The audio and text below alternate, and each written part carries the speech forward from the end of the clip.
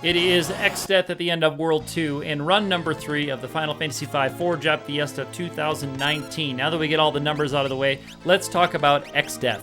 Here we have the bards singing the Vitality song, so we are all going to be in regen status. Trying to keep everybody on their feet so that that status sticks around. Here the chemist is going to drink the speed shake, or the haste drink, and the black mage also has the mix ability on. So the black mage is going to mix up the haste on herself, so she's going to use the turtle shell, and she's going to go ahead and come down here and find the eye drop. So you can see menuing is kind of tricky when you have a chemist on the Japanese cartridge of this game and you don't read Japanese natively. The summoner is casting Golem here, so Golem will stop all of the incoming physical attacks. Everybody is floating from a Levisalve except for the Bard, who got knocked out in a back attack on our way from the save point up here, and I decided not to bother putting the Bard back in float status, because if Earthshaker comes, 3 people will survive, and I'll deal with that if we get there. Earthshaker is not guaranteed in the first form of Exdeath.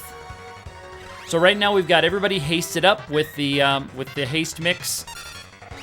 And here the Bard is actually going to start to go on offense right here. The Bard is going to drop an Ice 3. She's got the Black Magic ability up to level 5, so she can cast those big Black Magic spells. 1494 is pretty nice damage for that. Here the Summoner is going to cast Carbuncle to put Reflect status on everybody. I almost forgot Carbuncle here in World 2 because I'm so accustomed to just skipping past Carbuncle. I actually started this fight, and as I open up the menu to cast Carbuncle, I noticed I did not have it in my inventory. So here we are going to do a Samson power mix. So we are going to level up the Black Mage, and so the Black Mage is going to wait on her action because we're going to raise her level by 10 right here. So her level is now 10 levels higher.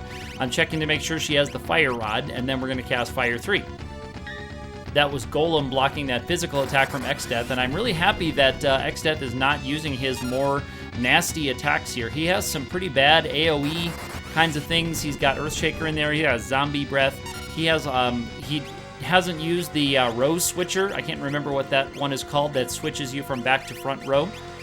So he hasn't used anything super nasty yet. He's let us pretty much stay on track with our plan, and when everybody's hasted, you can really get a big speed advantage over Exdeath. So here the chemist is mixing a Drain Kiss.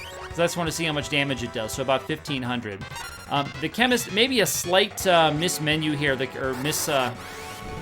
mis-execution. The chemist could have also drunk the giant drink to give her twice as many hit points. That would be a smart move to do here.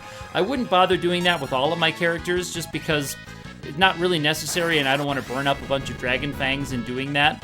But the chemist can do it with the drink command, just using the regular items.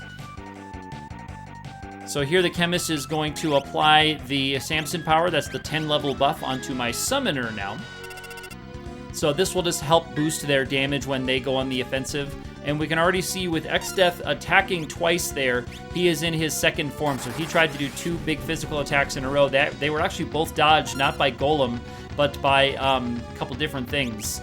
Or one was Golem, I think, and one was the Elf Cape. So it was very neat that he didn't land any damage on us.